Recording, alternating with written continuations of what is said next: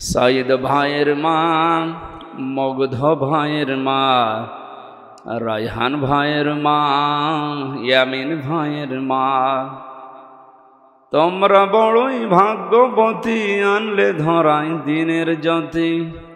সালাম জানাই তোমায় ফেরেশতা মা, সালাম জানাই তোমায় ফেরেশতা। আলহামদুলিল্লাহ। মঞ্চে বসা ওলামা ইকরাম, সামনে বসা মুসলমান ভাইরা, পর্দার আড়ালের সম্মানিতা মা এবং বোনেরা, প্রাণপ্রিয় গাজীপুরবাসী, পাশেই কাশিমপুর কারাগার, ওখানে আমার বহু ভাইরা এখনো পর্যন্ত আছেন, তাদেরকেও সালাম জানাচ্ছি। দল মত জাতি বর্ণ ধর্ম নির্বিশেষে কোরআনের এই অনুষ্ঠানে আমরা যারা এসেছি, মুসলমানদের সংস্কৃতি এবং ঐতিহ্য এটা। অন্তর্বর্তীকালীন সরকারের প্রধান উপদেষ্টা ডক্টর মোহাম্মদ ইউনূস কয়েকদিন আগে ঘোষণা দিয়েছেন, এদেশে কোনো ধর্মীয় অনুষ্ঠানে যদি অনুমতি না লাগে, মুসলমানদের কোরআনের প্রচারে কোনো অনুমতি কোনো ফেরেশতার নেওয়ার দরকার নেই। গত পরশুদিন মনে হয় আমি পাবনাতে যাচ্ছিলাম কুষ্টিয়া থেকে, গোয়েন্দা বিভাগের প্রধান যিনি আছেন আমাকে বলছে, হুজুর কোরআনের কথা বলতে গিয়ে এই 14-15 বছর বহু বাধার সম্মুখীন হয়েছেন, এদেশে এখন মুক্তভাবে কোরআনের কথা বলবেন, কোরআন যেভাবে যেই ফোর্সে জানিয়েছে ওই ফোর্সে বলবেন, কোনো বাধা নেই। কেউ বাধা দেওয়ার কথা বললে আমারে জানাবেন, ঠ্যাং ভেঙে ফেলবেন। তো দুইটা কথা জানিয়েছে কমিটিকে জানাতে। এক নম্বরে মহিলাদের প্যান্ডেল যেন আলাদা হয়, আর ওখানে কোনো পুরুষ যেন দায়িত্ব না থাকে। 2 নম্বরে ওনাদের জন্য আলাদা অজু এবং টয়লেটের যে ব্যবস্থাগুলো ওয়ান টাইম হলেও যেন অন্তত মানুষ বুঝে 8টা 10টা 15 20টা এগুলো কমিটি করে দেয়। আপনি আগে এটাই জানিয়ে দেবেন। আপনাদের মাহফিলের মাধ্যমে সারা দেশে যেখানে তাফসির মাহফিল, ওয়াজ মাহফিল নেওয়া আছে আমি জানিয়ে দিলাম, আপনারা এই কাজগুলো করবেন। কোরআন প্রচারে, কোরআন প্রতিষ্ঠায় এখন আশা করছি সামনে আর কোনো বাধা আমাদের থাকবে না, যদিও ষড়যন্ত্র বসে নেই। গতকালকেও একটা ষড়যন্ত্র হওয়ার পায় তারা চলছিল, আমাদের ছাত্র বন্ধু যারা আছে তারা রুখে দিয়েছে। এর কয়েকদিন আগে আর একটা হয়েছিল বিচারপতি দিয়ে, সেইটাও রুখে দিয়েছে।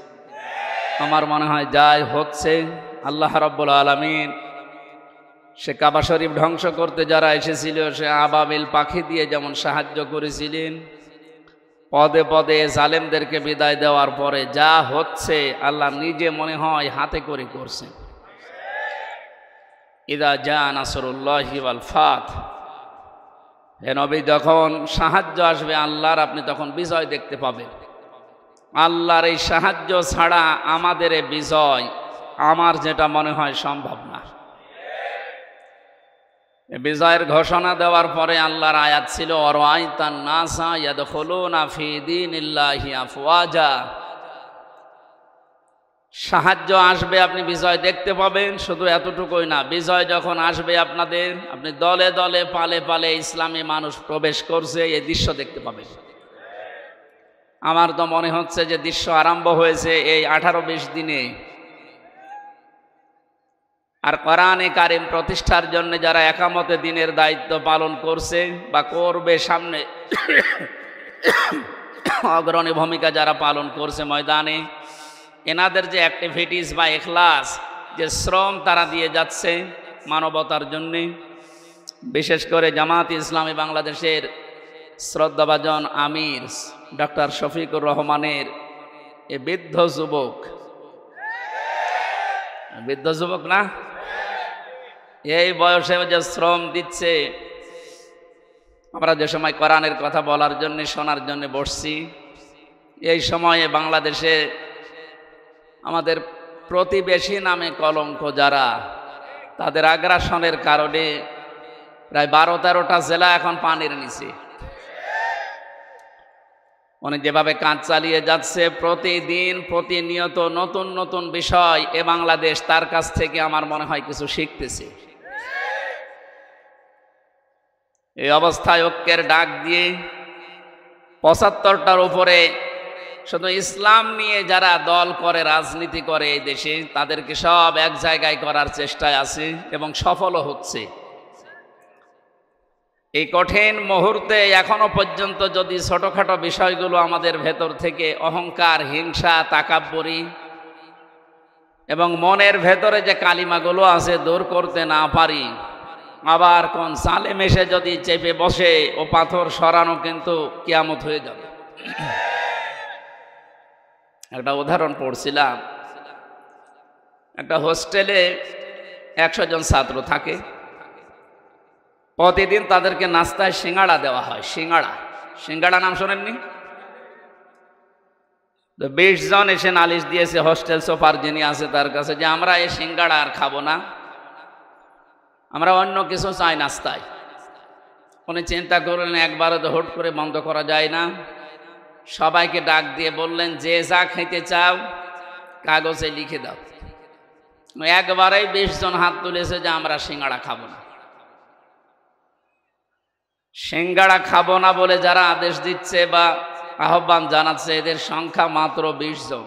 কয়জন এখনো বাকি আছে বলেন? এর ভেতরে হয়তো ১৬ জন লিখে দিয়েছে যে আমরা রোল চাই, ১৫ জন লিখে দিয়েছে হয়তো যে পাউরুটি কলা চাই। এভাবে দেখতে দেখতে শেষ পর্যন্ত দেখা গেল যে ২০-এর উপরে আর পার হচ্ছে না। ২০-এর বাইরে যারা ছিল তারা কি সংখ্যায় কম না বেশি? কত বেশি বলেন তো? ৪ ভাগ। কত বেশি? এরপরেও কারোরটা পাস হয়নি, হয়েছে কারটা? ওই ২০ জনেরটা। এই জন্য আমাদের অবস্থান সামনে কিন্তু এরকম আসতেছে। আমরা নিজেদের ভেতরে কাদা ছড়াছড়ি করে ভুল বুঝে এতদিন যা করেছি ওটা আমরা একা করেছি তা না, আমাদেরকে করানো হয়েছে। আমি গোয়েন্দা বিভাগদের কাছ থেকে বহু তথ্য পেয়েছি এই ৩ বছর জেলে থাকার কারণে। ওখানে তো সব রাজা, মহারাজা, মহারথী ওখানে আছে। ওনারা জানিয়েছে যে ইসলামকে এ দেশে যেন দাঁড় করাতে না পারে, সেই জন্যে ছোটখাটো বিষয় নিয়ে মানুষের ভেতরে মতভেদ তৈরি করার জন্য জেনারেল মানুষগুলো যা করে করুক, হুজুর ছাড়া, টুপিওয়ালা ছাড়া এরা যেন এক জায়গায় হতে না পারে। যদিও সংখ্যায় এরা একেবারে কম না। কম নাকি? আমার মনে হয় এদেশে আমরা যারা শুধু টুপি মাথায় দেয় আর কারো লাগার কথা না, শুধু টুপিওয়ালা মানুষগুলো যদি এক হয়ে যায় আর ওদের ষড়যন্ত্র যদি কাজে না লাগে। দায়িত্বে যিনি ছিলেন এতদিন ৪১ সাল টার্গেট দিয়েছিলেন, অতদিন লাগবে না, ৪১ ঘন্টায় এদেশে ইসলাম দাঁড় হয়ে যাবে ইনশাআল্লাহ। দিন যেভাবে যাচ্ছে এবং বিভিন্ন জেনারেল মানুষগুলো, এমনকি আজকে ৩ জন হিন্দুকে দেখলাম, তারা ডাক্তার শফিকুর রহমানের হাতে হাত দিয়ে ইসলামী আন্দোলন করবে, জামাত ইসলামী বাংলাদেশে ওরা অলরেডি যোগ দিয়েছে। মূর্খ মানুষ না তারা, প্রত্যেকেই শিক্ষিত, সবগুলো বিশ্ববিদ্যালয় থেকে অনার্স মাস্টার্স করা। তারা বুঝতেছে যে এই জামানা যা শুরু হয়েছে, ১৫ বছর যা দেখলাম, মানবতার ফেরিওয়ালা বিভিন্ন মানুষের নামে আমরা শুধু শুনেছি, বাস্তবে তাদেরকে দেখি নাই, যেটা এখন দেখতে পাচ্ছি ডাক্তার শফিকুর রহমানের ভেতরে। এই যে পাশেই কারাগার, আমি ছিলাম এখানে ৩টা বছর। ডাক্তার শফিকুর রহমান সাহেব ৪ তলায় ছিলেন, আমরা ছিলাম, উনি ২ তলায় ছিলেন, আমরা ছিলাম ৪ তলায়। ডক্টর সাথে ৪ দিন ছিলাম। যে ব্যবহার আমি পেয়েছিলাম, ওনার যে আচরণ, ওনার যে আমল, বা ওনার যে অবস্থান, ওনার ইমানের আমলের, আমরা হাজারো আলেম ছিলাই, ওই পর্যায়ে আমরা এই জেনারেল মানুষের কাছে হেরে গেছি। ওনার এক একটা সেজদায় কেটে যেত ৪৫ মিনিট, ১ ঘন্টা করি, আর ১ ঘন্টায় আমাদের ১০ রাকাত নামাজ হয়ে যায়। আমার যতটুকু বিশ্বাস আমার মনের, আমার ইমানের, এই অ্যাক্টিভিটিস এবং ইখলাসের কারণে আল্লাহ রাব্বুল আলামিন দলে দলে, পালে পালে মানুষদেরকে ইসলামী আজ প্রবেশ করাচ্ছে। এটা যেন অব্যাহত থাকে। ৫ তারিখের আগ পর্যন্ত মাত্র ২০ ভাগ মানুষ চাইতো যে দেশে ইসলাম কায়েম হোক। এই 18-19 দিনের ব্যবধানে এখন প্রায় 35 ভাগের উপরে মানুষ অলরেডি চাচ্ছে যে দেশে ইসলাম দিয়ে, কোরআন দিয়ে দেশটা চলবে। আমরা তো দেখলাম এই 53 বছর, যদিও আমরা 33 বছর, আমার মুরব্বী যে বসে আছে, এই সমস্ত মানুষগুলো তো দেখেছে যে বাবা চালিয়েছে যে কেমন লাগে, না দেখে নাই? স্বামীও চালিয়েছিল, মানুষ দেখেছে। চাচা চালিয়েছে, জোর করে হোক আর যেভাবে হোক, তাও মানুষ দেখেছে। বউ চালাইলো, দেখলাম, অন্তত আমি দেখেছি। ভাবিও চালিয়েছিল, দেখেছিলাম। এখন শুধু দেখতে বাকি আছে যে এ কোরআন দিয়ে দেশ চললে কেমন দেখা যায়। এটা দিয়ে চালান, এই কারাগার লাগবে না। কারাগার লাগবে কোন কারণে?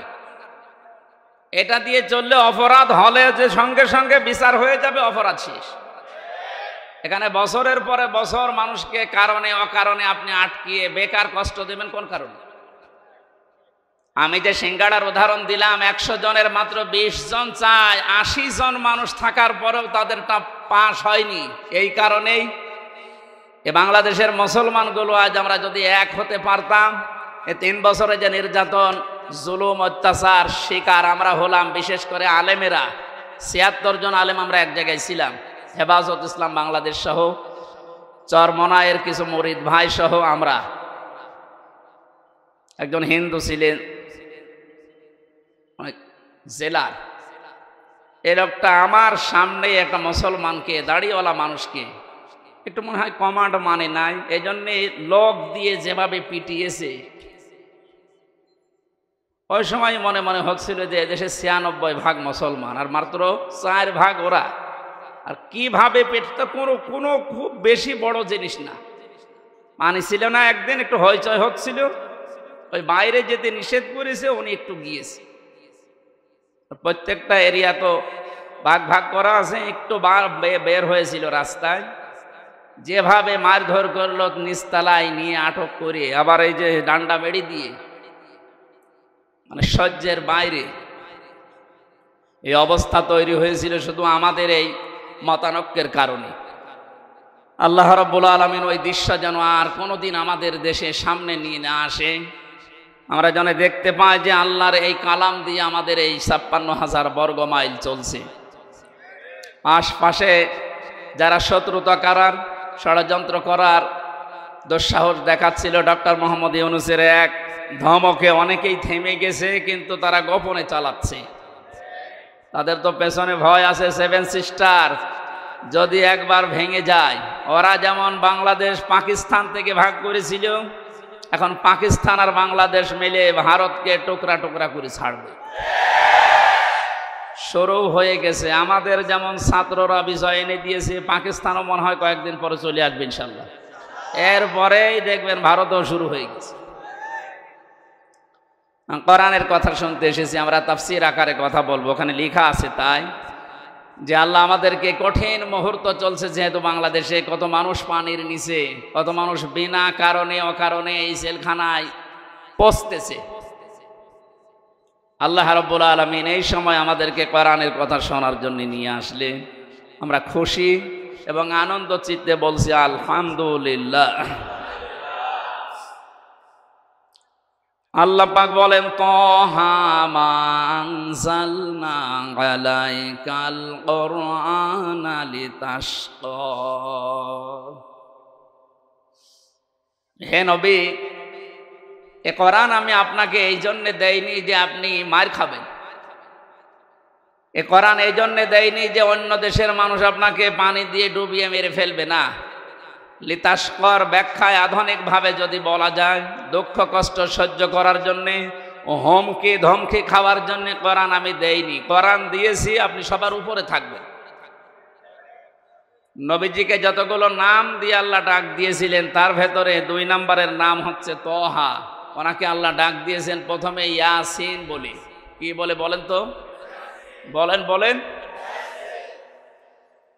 তাফসিরে কাবীরে আল্লাহ পাক মুফাসসির যারা ইয়াসিন শব্দের তাফসীর করতে গিয়ে তারা দিয়েছেন ইয়া মানে হে, সিন মানে সাজ্জেদ। সাজ্জেদের ব্যাখ্যা করতে গিয়ে আল্লামা ফখরউদ্দীন রাজি রহমাতুল্লাহ আলাইহি উনি 5টা বিষয় সামনে নিয়ে এসেছেন। মুফাসসির বলেন সিন মানে আল্লাহ বুঝিয়েছেন সাজ্জিদুল আলামিন, সিন মানে সাজ্জিদুল বাশার, সিন মানে সাজ্জিদুল কাউনাইন, সিন মানে সাজ্জিদুল আম্বিয়া, সিন মানে সাজ্জিদুল মুরসালিন। প্রতিটি শব্দের ব্যাখ্যা করতে গিয়ে আমরা দেখেছি, মুফাসসিরের কথা বলছি, উনি জানিয়েছেন সাজ্জিদুল আলামিন মানে শুধুমাত্র বাংলাদেশ না, শুধুমাত্র এই পৃথিবী না, এই 228টা রাষ্ট্র নিয়ে দুনিয়া গঠিত এখন। এর বাইরে যত জগৎ আল্লাহ বানিয়েছে, যত জায়গায় মানুষ যেতে পারে, যেমন চাঁদে যাচ্ছে, মঙ্গলে যাচ্ছে, যত জায়গায় যেতে পারে ওখানেও যদি কেউ বসবাস করা আরম্ভ করে, সেখানেও তাকে মুহাম্মদুর রাসূলুল্লাহকে নেতা মানা লাগবে। কারণ আল্লাহর ঘোষণা দেওয়া নেতা এই দুনিয়ায় একজনই, ইয়াসিন, হে নেতা। পৃথিবীর অন্য কাউকে আল্লাহ এ শব্দ দিয়ে ডাকেননি, হে নেতা, না, শুধুমাত্র মুহাম্মদুর রাসূলুল্লাহকে আল্লাহ ইন্ডিকেট করেছেন। সাজ্জিদুল আলামিন দিয়ে বোঝা যায় পৃথিবীর কোন জায়গা না, যে কোনো গ্রহে যদি আপনি বাস করতে জানেন, তানাজ্জালুল আমরু বাইনাহুন্না, ওই সমস্ত জায়গায় আল্লাহর বিধিবিধান নাজিল হচ্ছে তাদের প্রয়োজনে। এই জন্য যদি মঙ্গলে যান, সেখানে যদি রাসূলুল্লাহকে নেতা মানা লাগে, তাহলে পৃথিবীর এমন কোন জায়গা আছে যেখানে বিশ্ব নবী বাদ দিয়ে অন্যের নেতৃত্ব মানা যায়?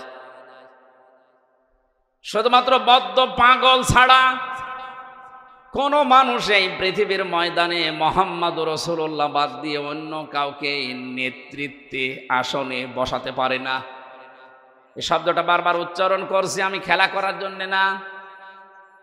গাজীপুরবাসী খুব খেয়াল করে শোনেন, এটা দুনিয়ার সাথে যদি সম্পর্কিত হতো, আল্লাহর কসম আমি এ জায়গায় বলতাম না, এটা সম্পর্কিত আখিরাতের সাথে। আল্লাহ পাক জানিয়েছেন ময়দানে মহাশারে মানুষ যখন হাজির হবে, ওই সময়ে মানুষকে আমি বিচারের কাঠগড়ায় দাঁড় করানোর জন্য 3টি স্টেপে সাজাবো। প্রথমেই মানুষকে ডাক দেওয়া হবে আল্লাহর সামনে দল দল করে। কোরআনে কারীম জানাচ্ছে অকুল্লুহুম আতিহি ইয়াউমাল কিয়ামাতি ফারদা। সূরা মরিয়মের 95 নম্বর আয়াত। আল্লাহ পাক বলেন কিয়ামতে প্রতিটি মানুষকে আমি আল্লাহর সামনে দাঁড় করাবো স্রেফ একা একা। কয়জন করি? এদের স্বাধীন হয়ে গেল কয়েকদিন আগে, দ্বিতীয় স্বাধীনতা বলা হচ্ছে। এরপরে অনেক ভণ্ড এখনো বসে নেই এই কথাটাকে কোরআনের বিরুদ্ধে পুরা উল্টা সাজিয়ে মানুষকে এখনো ধোঁকা দিয়ে বোকা বানাচ্ছে। কোনো চিন্তা করবা না, চিন্তা নেইও, আমরা আছি, পার করে দেব। দুনিয়ার এই ছোট্ট জীবনে যদি অনেকে পার করতে গিয়ে ধরা খায়, কিয়ামতের ওই কঠিন ময়দানে আল্লাহ আপনাকে ডাকবে, কোনো মানুষ আপনার সাথে প্রথম স্টেপে থাকবে না, স্রেফ আপনি একা সামনে দাঁড়াবেন আল্লাহর। একটু নিজের দিকে তাকিয়ে পেছনের জীবনের দিকে একটু হিসাব মিলান তো। সত্যিই যদি আল্লাহ আপনাকে ডাক দিয়ে বলে পড় ইকরা কিতাবাকা কাফা বিনাফসিকা লিয়াউমা আলাইকা হাসিবা। সূরা বানী ইসরাঈলের 14 নম্বর আয়াতে আল্লাহ জানিয়েছেন এটা পড়, জান্নাতে যাবি না জাহান্নামে যাবি কারো জিজ্ঞাসা লাগবে না, তুই নিজেই যথেষ্ট। এখানে যত আসামি জেলখানায় আছে গাজীপুর কাশিমপুর সহ, প্রত্যেকটি আসামিকে আদালতে তোলার সময় বিচারক কিন্তু জিজ্ঞাসা করে তার অপরাধ সম্পর্কে, যেটা করেছেন কিনা। বিশেষ করে 164 যখন নেয়, ম্যাজিস্ট্রেট কিন্তু জিজ্ঞাসা করে যা যা বললেন আপনি এগুলো করেছেন কিনা। আল্লাহর বিচার ব্যবস্থা পুরা উল্টা। ইয়ারাফুল মুজরিমুনা বিসিমাহুম ফায়ুখাযু বিন নাওয়াসি ওয়াল আকদাম ফাবিআইয়ি আলাই রাব্বিকুমা তুকাযযিবান। বলেন আল্লাহু আকবার। আল্লাহ পাক বলেন কিয়ামতের দিন আমি অপরাধীকে জিজ্ঞাসা করব না যে এটা করেছিস কিনা। কিয়ামতের দিন আমি তার শরীরের ভেতরে অপরাধগুলো ফুটিয়ে তুলব। এর তাফসীরে আমি 10 প্রকার আকৃতির কথা পেয়েছি। মানুষের চুল ধরবে অপমান করার জন্যে, আর কদম মানে পা ধরবে। ফেরেশতারা এই দুইটা নিয়ে তাকে জাহান্নামে ফেলার জন্য রওনা দেবে। আল্লাহ পাক বলবেন দাঁড়া, সুম্মা ফি সিলসিলাতিন যারউহা সাবউনা দিরান ফাসলুকু। এর 70 হাত বা গজ বিশাল শিকল দিয়ে বাঁধ। এটা বাঁধা হবে এই কারণে যেন অপমানের মাত্রা আরো বেড়ে যায়। 15টা বছরের যে দৃশ্যগুলো আমি আদালতে দেখেছি, বিশেষ করে আমার 3 বছরে, সাইকুল হাদিসের সন্তান সাইকুল হাদিস এবং হাজারো আলেম। আজকে একজন মাজলুম আলেম বের হয়েছে, মুফতি জসিমউদ্দিন রহমানী। আল্লাহ পাক তাকে হায়াতে তাজ্জেবা সিহাতে কুল্লিয়া দান করেন, বলেন আমিন। এই আলেমদের জুতা টানার যোগ্যতাও যারা দায়িত্বে ছিল তাদের ছিল না। অথচ এই মানুষগুলোকে আদালতে হাজির করতে গিয়ে দেখতাম পায়ে দিয়েছে ডান্ডা বেড়ি, হাতে দিয়েছে হ্যান্ডকাপ, তাও যেটা দিলে হাত কেটে যায়। মাজায় দড়ি বেঁধে ছাগলের মতো গরুর মতো টানতে টানতে নিয়ে যেত। আর বিভিন্ন তালায় ওই জালেমদের দোসররা জালেমরা থেকে টিপ্পনি কাটতো। দেখ কি অবস্থা। আমার মনে হয় পুরা বিষয় আল্লাহ পুরাটাই পাহাড়ের মতো উল্টিয়ে দিয়েছে। এ কালামানিকের যে অবস্থা, ওর নাকি শুনলাম অন্ডকোষ উড়িয়ে গেছে।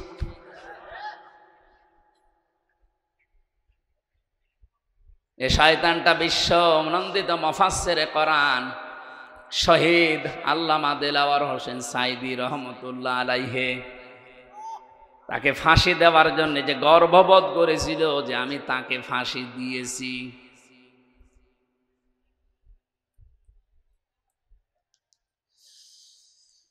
গাজীপুরবাসী, আমার তো মনে হচ্ছে এখন যে জালেমগুলোর ওপরে মানুষের ক্ষোভ, রাগ এবং বাস্তবতা যেটা দেখা যাচ্ছে, কেউ ডিম ছুঁড়ে মারছে, কেউ পানি মারছে, কেউ কিল ঘুষিত ফিরিয়ে আসে। এগুলো সব আমার যতটুকু ধারণা নবীর ওই হাদিস অনুযায়ী এটা আলেমদের বরদোয়ার ফল। বিশ্বনবী জানিয়েছেন ইত্তাকি দাওয়াতাল মাজলুম। পৃথিবীর মানুষেরা সাবধান, তুমি আর চাই করো না কেন মাজলুমের বরদোয়া থেকে নিজেকে বেশি বাঁচিয়ে রাখবা, কারণ এটা একটা কঠিন বিষয়। ফাইন্নাহা লাইসা বাইনাহু ওয়া বাইনাল্লাহি হিজাব। মাজলুম যদি বরদোয়া করে আর আল্লাহর মাঝে কোনো পর্দা, কোনো ফারাক থাকে না, সঙ্গে সঙ্গে কবুল হয়ে যায়। আমার মাথায় দড়ি দিয়ে যখন নিয়ে গিয়েছিল, প্রথমে এত অসহায় মনে হচ্ছিল নিজের কাছে যে আল্লাহ আমি কি করেছি। পায়ে দিয়েছে ডান্ডা বেড়ি, হাতের ভেতরে এখানকার মাজার ভেতরে সে এত মোটা মোটা দড়ি। 2-3 জন 4 জন পুলিশ হাত ধরে রাখে, আর একজন টানতেছে, গরু টেনে নিয়ে যাচ্ছে। দুনিয়ায় যদি আল্লাহ এটা উল্টিয়ে দেখাতে পারে, আখিরাতের বিচার তো আলাদা। এজন্য কিয়ামতে আপনি একা দাঁড়াবেন, কোনো সাক্ষী লাগবে না। আপনার শরীরের ভেতরে ওই বিষয়গুলো আল্লাহ ফুটিয়ে তুলবে। ফাম্মা মান উতিয়া কিতাবাহু বিয়ামিনি। আমল নামা যদি আল্লাহ হাতে দিয়ে বলে পড়, ডান হাতে যারা পাবে ফায়াকুলু হাউ মকরাউ কিতাবিয়া, নিজে আনন্দ পাবে আর মানুষকে বলবে দেখো কি সুন্দর রেজাল্ট আমি পেয়েছি। বাংলার মানুষেরা, পাশে যেহেতু কারাগার, হাজারো মানুষ এখন যারা আছে, আমি যেহেতু নিজের বাস্তবতা বলছি, হাজার হাজার মানুষ এই জেলখানায় তো প্রায় এক জায়গায় 10,000 আছে, এখন মনে হয় আরো বেশি। এই মানুষগুলো এই মাগরিবের পরে, এশার পরে এদের অনুশোচনা শুরু হয়। সবাইকে উদ্দেশ্য করে বলছি, আমরা যে যা করছি দুনিয়াতে, কিয়ামতের ময়দানে বইটা হাতে দেওয়ার পরে পড়তে পারবেন তো? এজন্য নিজের ব্যক্তিগত জীবনকে আগে সংশোধন করা আরম্ভ করেন। আমি নিজের থেকে এখন শুরু করব। আমি যদি সত্যি এখনই মারা যায়, আমার এই 33 বছরের যে রেকর্ড আল্লাহ আমাকে দেখাবে, আমি যেন সম্মুখে পড়তে পারি, এরকম কাজ এখন থেকে আরম্ভ করব। জীবনের আসল সফলতায় তো ওইটা, ফামাং সুহসিহা আনিন নারি ওয়া উদখিলাল জান্নাতা ফাকাদ ফাজ।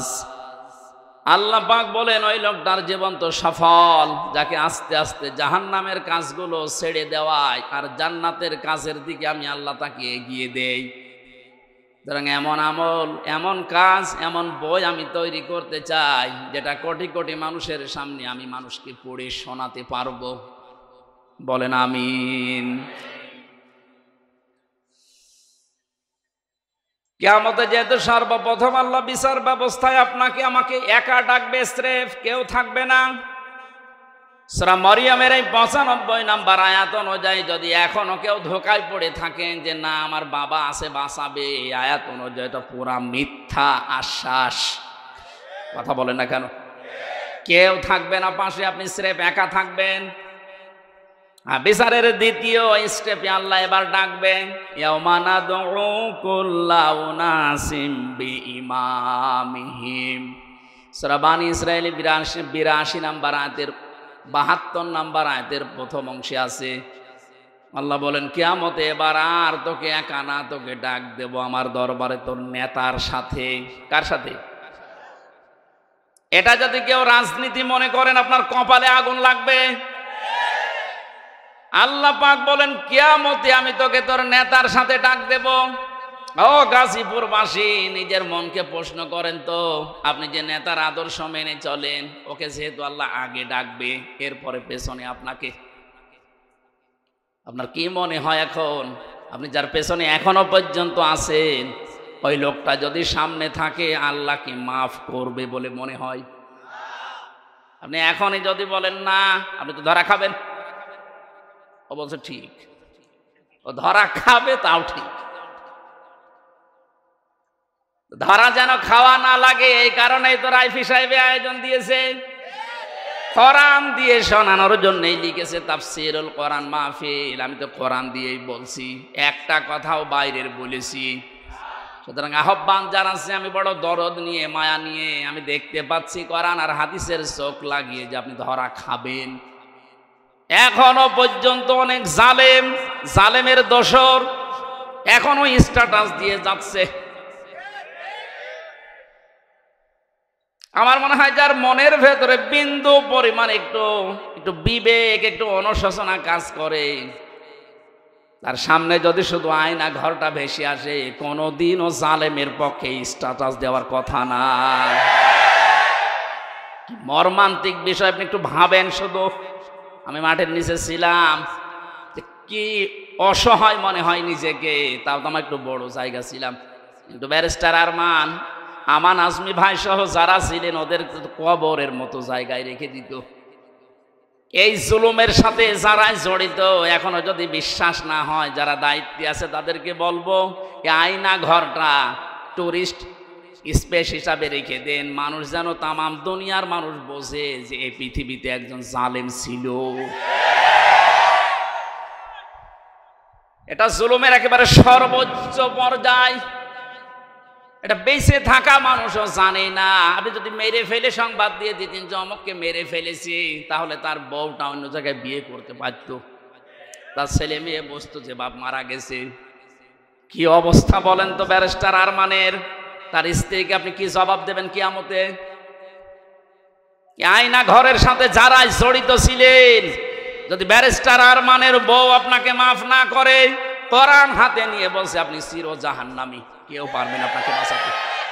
হ্যাঁ, আল্লাহ বলেন আল্লাহ পারবে না, কারণ আল্লাহ পাক ছেড়ে দিয়েছে ব্যারিস্টার আরমানের বড় উপরে। এটা হক্কুল ইবাদের ভেতরে 8টা বছর স্বামী থেকে আপনি তাকে আলাদা করে রেখেছেন, ও জানতোই না যে দুনিয়ায় আছে।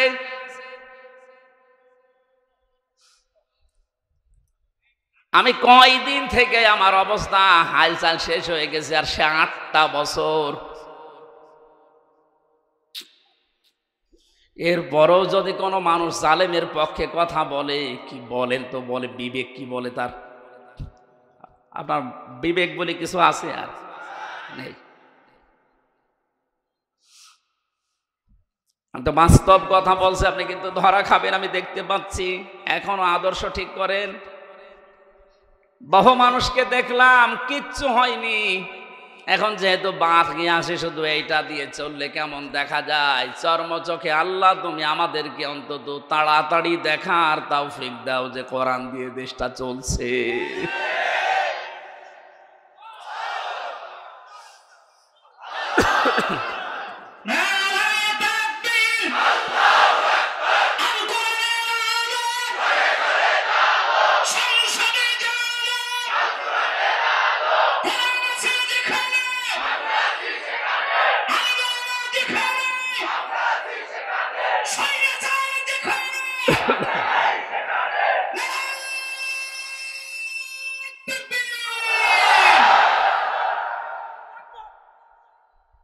অন্য কোনো দিকে না নিয়ে বিবেকের দিকে নিয়ে যান। আমি আপনাকে বাঁচাতে চাই। সত্যি আমরা কিন্তু ধরা খেয়ে যাব যাদের আদর্শ ঠিক নেই। এই মুহূর্ত থেকে আমি আশা করছি পাল্টাবেন। 2 নম্বরের ব্যাখ্যায় পেয়েছি, আল্লাহর নবী জানিয়েছেন আমাকে আল্লাহ ইয়াসিন বলে ডাক দেওয়ার কারণে, এই সিন মানে সাইয়্যিদুল আলামিনের পরে সিন মানে সাইয়্যিদুল বাশার। সিন মানে কি? বাশার মানে মানুষ। মানুষ পদবাচ্যে যারা বিবেচিত, এ কথা যারা সুবহানাল্লাহ আলহামদুলিল্লাহ লা ইলাহা ইল্লাল্লাহ, সুবহানাল্লাহ আলহামদুলিল্লাহ লা ইলাহা ইল্লাল্লাহ, লা ইলাহা ইল্লাল্লাহ মুহাম্মাদুর রাসূলুল্লাহ। এই জন্য মানুষ আমরা যারা দাবি করছি, এখনই সিদ্ধান্ত পাল্টিয়ে যান যদি এর আগে ভুল করেও থাকেন, যে আমি এখন থেকে যতদিন আছি মুহাম্মাদুর রাসূলুল্লাহ ছাড়া কাউকে আদর্শ মানি না, মানবো না। সাইয়্যিদুল কাওনাইন শুধু এই জগতে না, আমার আরেকটা জগৎ আছে, ওখানেও লাগবে তাকে। কিয়ামতে সুপারিশ করার জন্য আল্লাহ সর্বপ্রথম যাকে অনুমতি দেবেন তিনি আমাদের নেতা মুহাম্মাদুর রাসূলুল্লাহ। যার অনুমতি ছাড়া আল্লাহর বানানো জান্নাতে যাওয়া যাবে না। এখনই তাকে ঠিক করি, তারপরে মরেন। তিনি শুধু সাধারণ মানুষের না, সাইয়্যিদুল আম্বিয়া, নবীদেরও নেতা ছিলেন। শুধু নবী না, সাইয়্যিদুল মুরসালিন, রাসূলদেরও তিনি আদর্শ ছিলেন, নেতা ছিলেন। আল্লাহ পাক তাকে প্রথমে এই নামে ডাক দিয়েছেন, ইয়াসিন। 2 নম্বরেই বলেন তোহা, এটা নবীজির নাম। রাসূলুল্লাহকে আল্লাহ সম্বোধন করেন মান সালনা আলাইকাল কুরআনা লিতাশকা।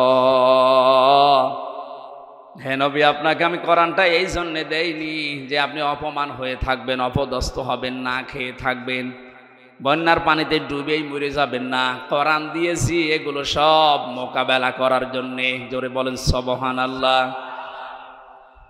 এটা মোকাবেলা করার জন্য যদি কোরআন দিয়ে থাকেন, তাহলে কোরআনকে ওই পর্যায়ে নিয়ে যাওয়া লাগবে যেখানে কোরআন গেলে চিন্তা থাকে না, দুঃখ থাকে না।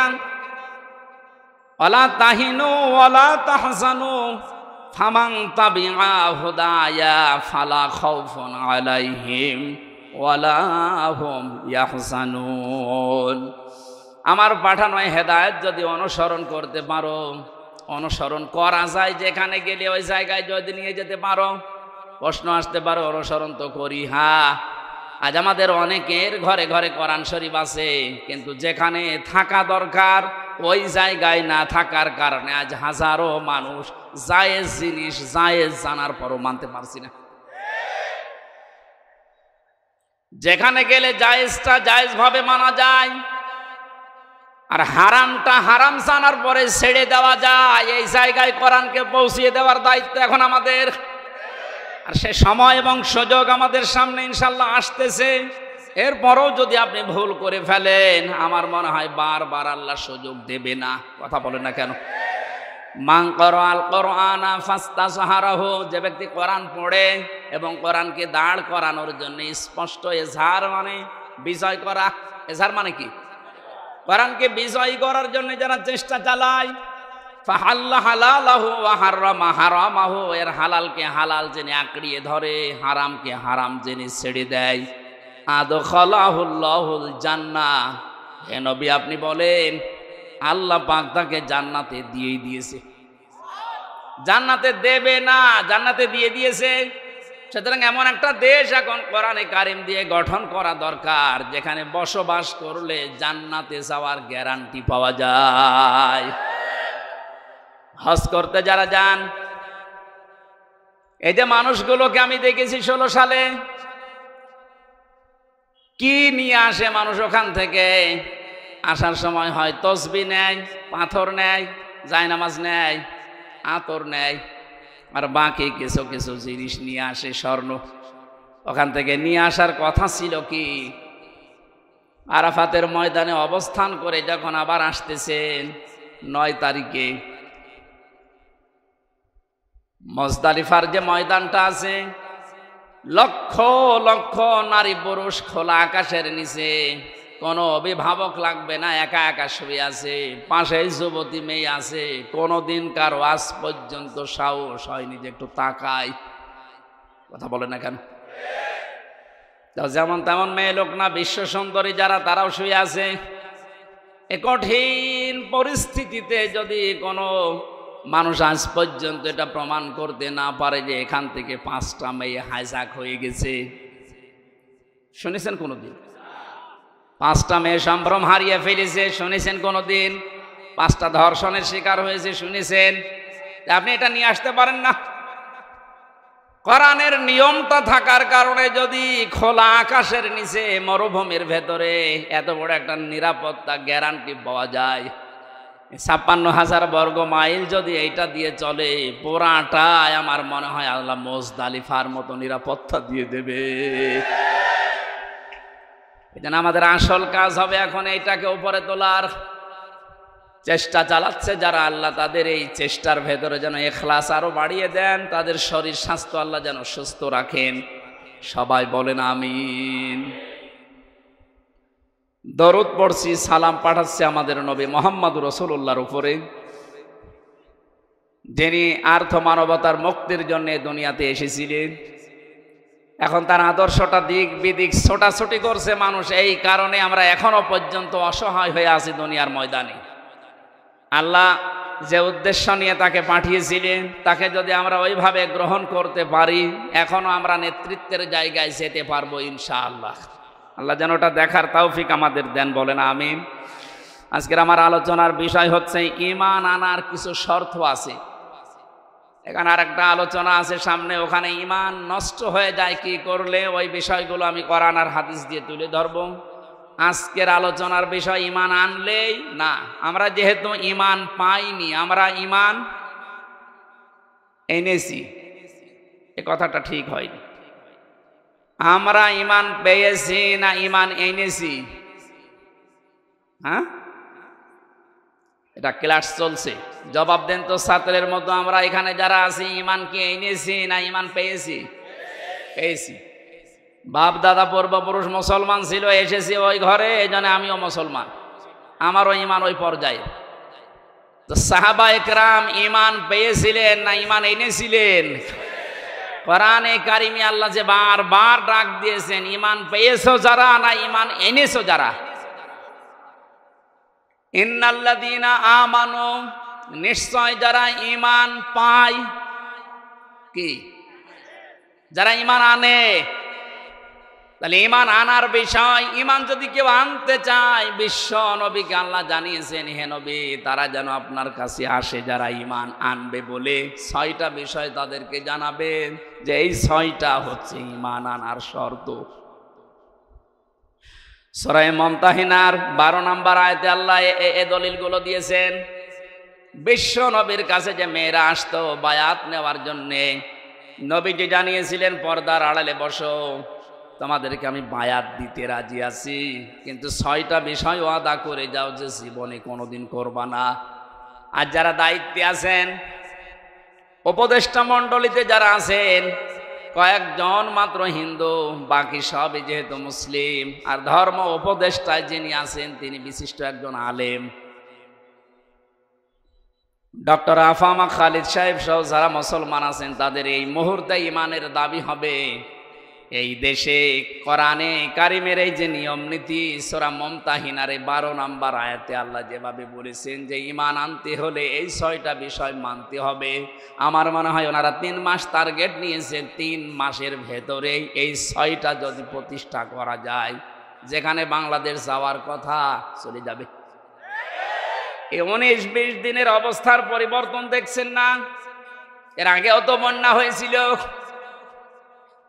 তারপরেও তো এখনো পর্যন্ত একটা নিয়ম নীতিও আমরা কোরআন থেকে পাইনি, শুধু চলার চেষ্টায় আছে।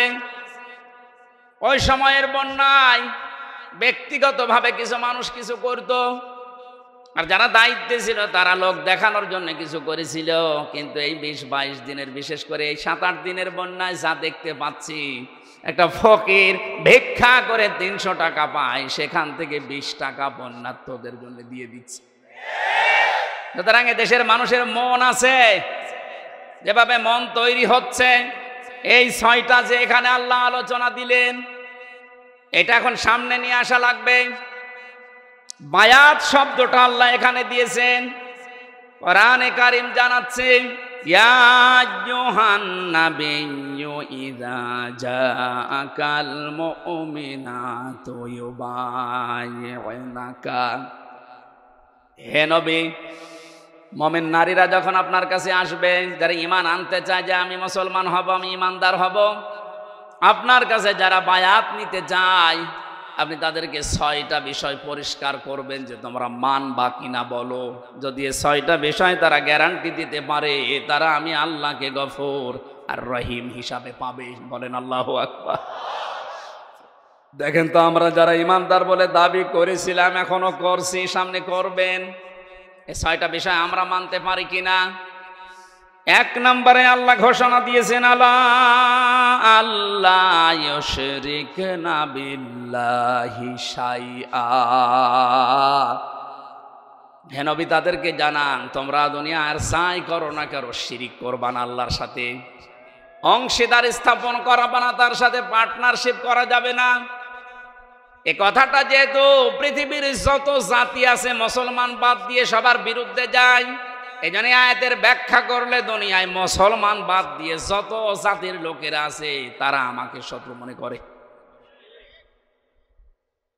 আল্লাহর সাথে পার্টনারশিপ করা, শিরিক করা, এটা শুধুমাত্র মুশরিকরা করেছে তা না, দুনিয়ায় যত জাতি আছে সব আল্লাহর সাথে শরীক করে ফেলেছে। সেটা ইহুদি হোক, খ্রিস্টান হোক, বৌদ্ধ হোক, মুশরিক হোক, কথা বলে না কেন? নবীর ঘোষণা ছিল, আল্লাহ পাক জানিয়েছেন আপনার কাছে যারা আসবে তারা যেন শিরিক না করে, এইটার গ্যারান্টি দিতে বলেন। আমরা এই শিরকুন শব্দের ব্যাখ্যা পড়েছি, শিন র কাফ। শিরিক প্রধানত 4 প্রকার হয়: শিরিক বিজাত, শিরিক বিসিফাত, শিরিক বিল ইখতিয়ারা, শিরিক বিল হুকুক। তাফসীরের ভাষায় আমরা ভাগ করে করে দেখেছি, এক একটা 4 ভাগ করে হয়, 4 16 ভাগ। এরপরে ওইটা আবার 4 ভাগ করা যায়। শেষ পর্যন্ত আমি মিলিয়ে দেখেছি ফি জিলালিল কোরআনে 120 প্রকার শিরিক এই পৃথিবীতে মানুষেরা আল্লাহর সাথে করতে পারে। পয়েন্ট আকারে বলতে গেলে দেরি হয়ে যাবে, আমি কয়েকটা পয়েন্ট শুধু মনে করাচ্ছি। আল্লাহ যেটা পারে ওইটা অন্য কেউ পারে, এই বিশ্বাস করার নাম শিরিক। আল্লাহকে যে সম্মান দেওয়া হয়, ওই সম্মান অন্য কাউকে যদি কেউ দেয় ওইটা শিরিক। কথা বলেন না কেন? এ জাতিকে অনেকেই সূক্ষ্ম ষড়যন্ত্রের মাধ্যমে বিভিন্ন জায়গায় শিরিকের আমদানি করে জাতিকে মুশরিক বানানোর জন্য উঠে পড়ে লেগেছিল। গুরুত্বপূর্ণ ভূমিকা যারা পালন করেছে, বিভিন্ন দাদাদের কথা শোনার মাধ্যমে, তার ভেতরে শিক্ষা ব্যবস্থায় যে 2 জন ছিল পরপর, এই 2টা কোথায় পৌঁছিয়েছে শিক্ষাকে? কোটি কোটি টাকা খরচ করে একজন মানুষকে বিভিন্ন মোড়ে মোড়ে দাঁড় করিয়েছে, কি সম্মান তার দিলেন আপনি? একটা দিনও যেতে পারেনি, 1:30টার সময় পালিয়েছে, বিকাল হতে হতে সারা দেশের সব দাঁড়ানো মানুষগুলো শুয়ে পড়েছে। এমনকি আমার কুষ্টিয়ার যে দৃশ্য দেখলাম, যেটা এখন শহীদ চত্বর হয়েছে, ওটা মুজিব চত্বর ছিল, ওটা ভেঙে এত শক্ত ছাতা ভাঙাও যায় না। বহু কষ্ট করে 3 ঘন্টা চেষ্টা করে করে মাটির সাথে মিশিয়ে দিল। কি পেলেন আপনি? এই যে কোটি কোটি টাকাগুলো, ওগুলো যদি এখন থাকতো, অন্তত ওই টাকা এখন বন্যার্থদের ভেতরে দেওয়া যেত। আর আমার তো কোরআন হাদিস পড়ার পরে ধারণা যা, ওই মূর্তি বানানোর টাকাগুলো যদি আমরা আজ বন্যার্থ এই মানুষদের কাছে দিতে পারতাম, বঙ্গবন্ধুর কবরে মহান আল্লাহ আরো শান্তি বৃদ্ধি করে দিত। ইসলাম না জানার কারণে আর পাশে যে দালালগুলো ছিল, তারা এদেরকে সঠিকভাবে না বোঝানোর কারণে, বিভিন্ন চাপ থাকার কারণে মানুষগুলো শিরিক করেছে, আমাদেরকেও করাতে বাধ্য করেছে। এখন থেকে যেহেতু চাপ নেই, শিরিক এটা মুক্ত হওয়া লাগবে জীবন থেকে। ছোটখাটো অপরাধ যদি হয়, আল্লাহ গফর আর গফফার নামের খাতিরে মাফ করবে আশা করা যায়, কিন্তু শিরিক করলে আল্লাহ মাফ করবে না, বারবার ঘোষণা দিচ্ছেন। গাজীপুরবাসী সহ যারা আছি, এ কথাটা গ্যারান্টি আজকে দেওয়া লাগবে যে আগুনে যদি পুড়িয়ে ফেলেন, যদি টুকরা টুকরা করে ফেলেন, ওই ঝিনাইদহ এমপির মতো করেন, ঝিনাইদহ এমপিকে হিরণ নামে তার পিটিয়ে মেরে উলঙ্গ করে 4 রাস্তার মোড়ে টাঙিয়ে রেখে থাক, এরকমও যদি আপনাকে করে দুনিয়ায়, জেলখানায় মাওলানা মুফতি জসিমউদ্দিন রহমানের মতো 11-12 বছর না, বিশ্বানন্দিত মুফাসসিরের 13 বছরের মতো না, 100 বছরও যদি আপনাকে রেখে দেয়, কোনোদিন আমি শিরিক করব না, এটার গ্যারান্টি নিয়ে মারা যেতে পারলে আপনি জান্নাতি। শিরিকের গোনা বাদ দিয়ে বাকি গোনা আল্লাহ মাফ করবে বলে ঘোষণা দিয়েছেন। এই শব্দটার সাথে সন্তানদেরকে পরিচয় করার কারণে একজন কালো মানুষ, দুনিয়ায় 3 জন কালো মানুষের নাম পেয়েছি আমি তাফসিরে। হযরত ওমরের খাদেম একজন, মাহাজা রাদিয়াল্লাহু তাআলা আনহু, আরেকজন এই যে যার নাম আল্লাহ কোরআনে দিয়েছেন, তার নামে লোকমান, 3 নম্বর হযরতে বেলাল। এত কালো ছিল এদের চেহারাগুলো, তাদের বর্ণনা পড়েছি তাফসিরে। ঠোঁটগুলো ছিল একেবারে ওই আফ্রিকার মতো ঝোলা মানুষের মতো চেহারা, কালো, এত কালো, হাড়ির তলা কি কালো, তার চাইতে কালো চেহারার যে বর্ণনা বলছি, এটা কি একবার দেখলে আর একবার দেখতে মন চাইবে? বলেন। অত সে মানুষকে আল্লাহ চিরন্তন করে দিয়েছে কোরআনে, 4 পৃষ্ঠার একটা সূরা দিয়েছে, তার নামে সূরা লোকমান। তিনি কি করেছিলেন এত দুনিয়ায়? তার পুরা জীবনে আমি পড়ে দেখেছি, সর্বপ্রথম তার কাজ ছিল তার সন্তানকে তিনি ডাক দিয়ে এই শিরিকের বিষয়ে আল্লাহর সাথে পরিচয় করিয়েছিলেন। وَإِذْ قَالَ لُقْمَانُ لِابْنِهِ وَهُوَ يَعِظُهُ يَا بُنَيَّ لَا تُشْرِكْ بِاللَّهِ إِنَّ الشِّرْكَ لَظُلْمٌ عَظِيمٌ। স্মরণ করো ওই সময়ের কথা যখন হযরত লোকমান তার আদরের সন্তানকে ডাক দিয়ে বলেছিলেন, হে আমার আদরের সন্তান, তুমি কখনো আল্লাহর সাথে শিরিক করবা না, শিরিক হচ্ছে বড় জুলুম। বাংলার মুসলমানেরা, আমাদেরও এখন উচিত হবে আমাদের আদরের ছেলে মেয়েদেরকে হযরত লোকমানের মতো যদি আল্লাহর সাথে শিরিকের এই বিষয়গুলো 120 প্রকার আছে, এ পয়েন্ট আকারে ধরে ধরে তাদেরকে যদি বোঝাতে পারেন, আপনাকেও আল্লাহ লোকমানের মতো চিরন্তন করে দেবেন। এইটাকে বাইপাস করে আমার সন্তানকে মুশরিক বানানোর জন্য যারা উঠে পড়ে লেগেছিল, আল্লাহ এখন নিজে তাদের শাস্তি দিচ্ছে। কারণ আল্লাহ সব সহ্য করে, শিরিক সহ্য করে না। এই জন্য পৃথিবীতে মুশরিকদের কোনো উন্নতি হয় না, কারণ ওদের প্রতি আল্লাহ নিজে লানত দিয়েছেন। সূরা জুমারে আছে, এত কঠিন কঠিন কথা শিরিকের বিরুদ্ধে আল্লাহ কোরআনে দিয়েছেন। শিরিক করা মানুষের জন্য আল্লাহর বানানো জান্নাত হারাম, এমনকি তাদের কোনো সাহায্যকারীও থাকবে না। এই জন্য বাংলার মুসলমানের এই বিষয়টা খুব সতর্ক হওয়া লাগবে। আর যাই করি জীবনে যেন আমরা শিরিক না করি। শিরিকগুলো এখন একটা একটা করে পয়েন্ট আকারে বললে অনেক সময় লাগবে, আমি শেষ করছি। আপনারা একটু তাফসিরে ইবনে কাসির এই আয়াতে পাওয়া যায় শিরিক এর ব্যাখ্যা দেওয়া আছে, আর ফি জিলালিল কোরআন। 2 নম্বরে চুরি করবেন না, ওয়ালা ইয়াসরিকনা, চুরি করা যাবে না। এখন যারা দায়িত্বে আছে, সামনে যারা আসবে, এটা একটু কঠোর হওয়া লাগবে যে চুরি এই শব্দটা যেন এদেশে না থাকে। এদেশ এমনি দাঁড়িয়ে যাবে, বরং যারা চুরি করেছে, চুরি করে বাইরে যারা টাকা পাঠিয়েছে, ওই টাকাগুলো যে কোনো ভাবে এদেশে নিয়ে আসা লাগবে। যদি দিতে না চায়, তাদের যা আছে এই দেশে স্থাবর অস্থাবর, এমনকি তাদের স্ত্রী সন্তান হলেও এই দেশের খেদমতে লাগানো লাগবে।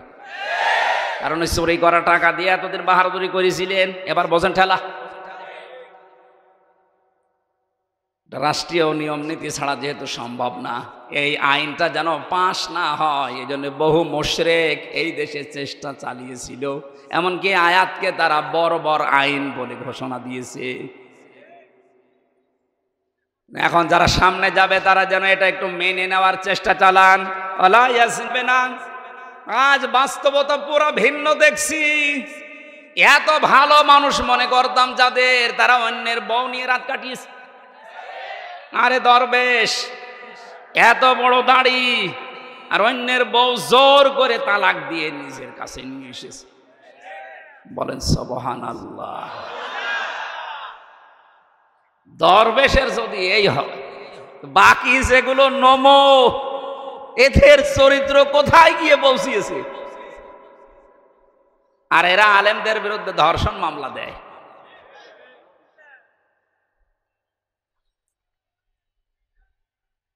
বিচার ব্যবস্থাটাকে, আইনকে একেবারে বাংলাদেশ থেকে একেবারে শেষ করে দিয়েছে যে লোকটা দায়িত্বে ছিল। এটা যেহেতু শুরু হয় নিজের কাছ থেকে, একেবারে অন্তর থেকে, যারা আমরা এখানে আছি জীবনে যাই করি, জেনা এটা খুব খুব মারাত্মক বিষয়। আলা তাকরাবুজ জিনা, জিনা করা দূরের কথা, ওর ধারে কাছেও যাওয়া যাবে না। ওটা দিয়ে যেটা আরম্ভ হয়, যেই মাধ্যমগুলো দিয়ে, ওই মাধ্যমগুলো এখন কন্ট্রোল করা দরকার। যে সমস্ত বিষয়গুলো উন্মুক্ত আছে, এগুলো কন্ট্রোলে নিয়ে আসা দরকার। বিশেষ করে যিনি দায়িত্বে আছে, এখন মনে হয় নাহিদ ইসলাম আছে না, উনি যেন আরো শক্ত হন। কারণ মানুষের চরিত্রই যদি না থাকে তো কি আছে বলেন। এরপরে আল্লাহ জানিয়েছিলেন সন্তান হত্যা করা যাবে না, অপবাদ দেওয়া যাবে না। এর ভেতরে 3টা পয়েন্ট আমি তাফসীর থেকে পেয়েছিলাম। শেষ করবো না চালাবো? হ্যাঁ,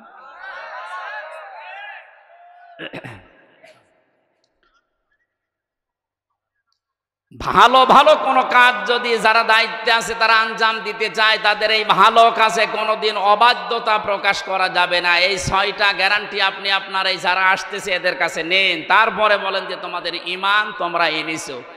আল্লাহ আমি সহ যারা এখানে আছি, এই বিষয়গুলো সামনে নিয়ে এসে কাজ করার তৌফিক দাও, আমিন।